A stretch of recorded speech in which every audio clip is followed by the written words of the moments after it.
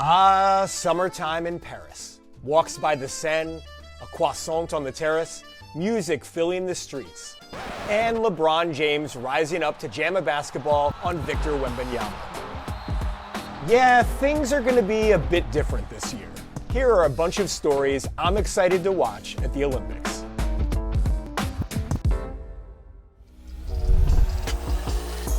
This episode of Names of the Games is presented by Amazon Business. So if my busted French didn't clue you in, let me just add that I did live in France for 3 years and I've covered my fair share of global sports events. It's kind of in my job title. But neither I nor anyone else for that matter has seen anything like the opening ceremony to come. For the first time ever at the Summer Games, the opening ceremony is not going to take place inside a stadium. The scale of this thing is going to be too big to contain in a building anyway. And it's not just about delegations of Olympians cruising down the Seine on boats. Nope. It's all just a prelude to the athletes taking their own dips in the open water swimming events later in the Games. Parisians of all persuasions are excited to see the spectacle of it all. Speaking of spectacular, have we all really processed how stacked the Team USA basketball roster is this year? LeBron and Kevin Durant teaming back up for the first time in a dozen years is one thing. But Joel Embiid, who has French citizenship and speaks fluent French, but has never lived in France, choosing to put on the American shades of red, white, and blue is another. While Embiid considered suiting up for France or his native Cameroon, the thing he says swung his decision was the fact that his son, Arthur, was born here in the States. That's wholesome stuff from a guy who once dubbed himself Troel. But Embiid arguably isn't even the most notable first-timer on this US squad. Somehow, some way, despite spurring the revolution that reoriented the sport, Steph Curry will make his Olympic debut. The greatest shooter to ever live is a lot more rested than he would have been for past Olympics, given that the formerly dynastic Warriors missed the playoffs altogether this year. And oh, just a reminder, the international three-point line is shallower than in the NBA. While winning a FIBA World Cup gold way back in 2014, Steph shot 44% from distance. That was 2 MVPs and 4 championships ago. That's not even to mention face of the league contender Anthony Edwards, newly crowned NBA champion Jason Tatum, and 4 other 2024 All-Stars. Drew Holiday, who was an All-Star in 2023, didn't make it this year, but his second Larry O'Brien trophy and $1 million bonus probably numb that pain. The question is, why now? How did the Levengers, the first Olympics team with this many current All-Stars since Dream Team 2 in '96, come together? Well, we might be able to thank Noah Lyles for it. Let's listen back to what Lyles said after Team USA failed to medal at the 2023 FIBA World Cup. You know, the thing that hurts me the most is that I have to watch the NBA Finals and they have world champion on their head. World champion of what? The United States? Whoa! Now, had Lyles just swept gold in the World Championships? Yes. But that didn't mean that the NBA dudes appreciated his criticism. KD, Devin Booker, and a bunch of other players spoke out in the comments. Can we really credit Lyles for being the shadow general manager of this super team? Well, Coco Gauff thinks so, and America's best medal hope in tennis is a good enough judge for us. But now is the USA's first chance since then to prove worthy of the world champion label. And they'll have to earn it. One of the reasons we're going so hard on basketball is how much better the international teams have gotten, especially in the last 10 years. The last 6 NBA MVP winners were born outside of the US, and LeBron and company will share an Olympic group with one of them. Nikola Jokic won silver with Serbia at his last Olympics in 2016, and all he's done since then is win 3 MVPs and an NBA title. Hosts France have home court advantage, plus Wemby and Rudy Gobert patrolling the paint.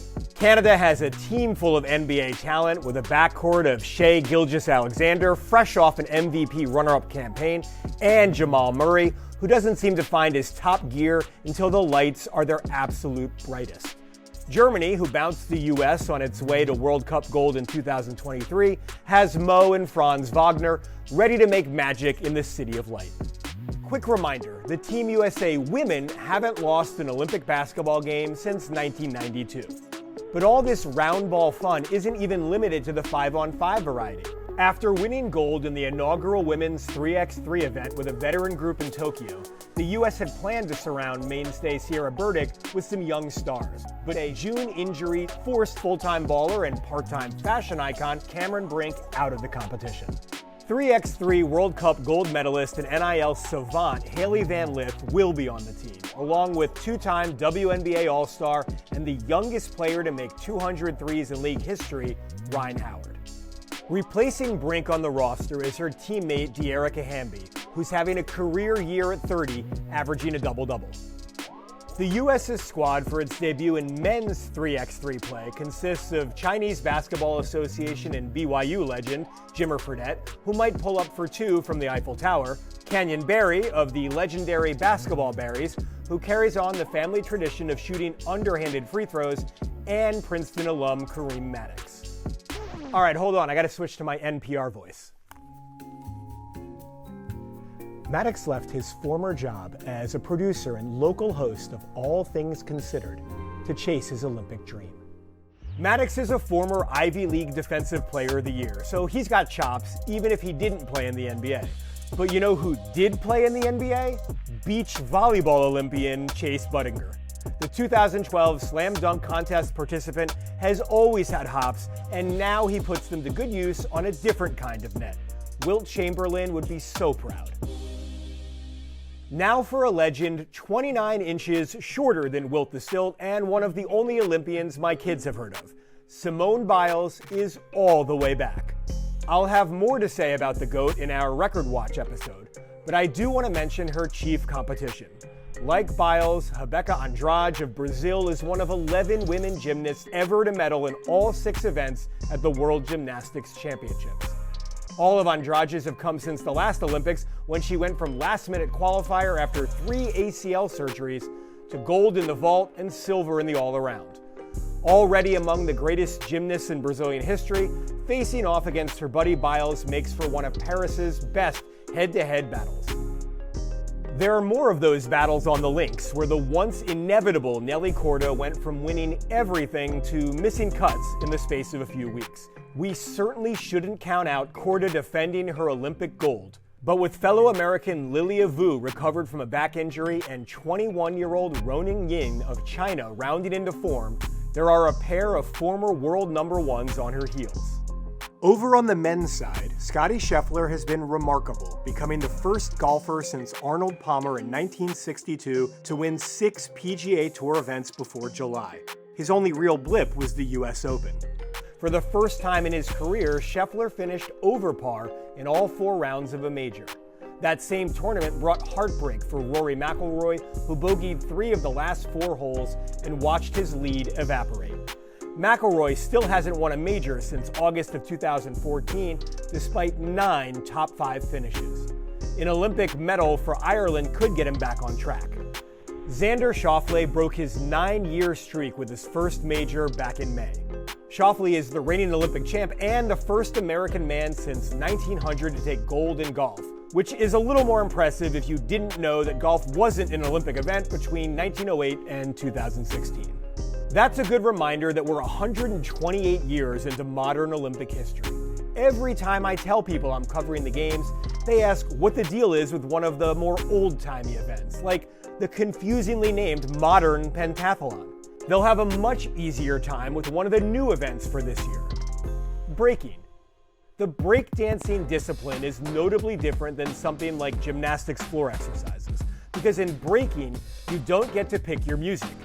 Participants have to improvise as best they can with what the DJ's playing. And this is official sanctioned breakdancing, so cardboard's not required. Victor Montalvo, Jeffrey Lewis, and Sonny Choi lead the US team. Let's end with a team everybody can root for, no matter where you're from. The IOC Refugee Olympic Team is made up of 36 athletes from 11 countries, representing 100 million displaced people. The team has grown from just 10 athletes at its 2016 introduction.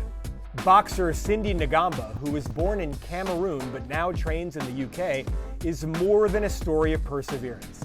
Ngamba has a legit chance to become the refugee team's first Olympic medalist.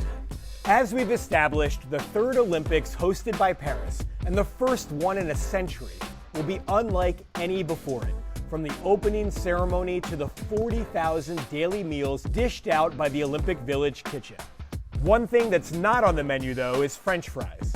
But if you've really got a hankering, maybe you can find some 9,765 miles away in Tahiti, the French territory where Olympic surfers will be catching their waves in paradise.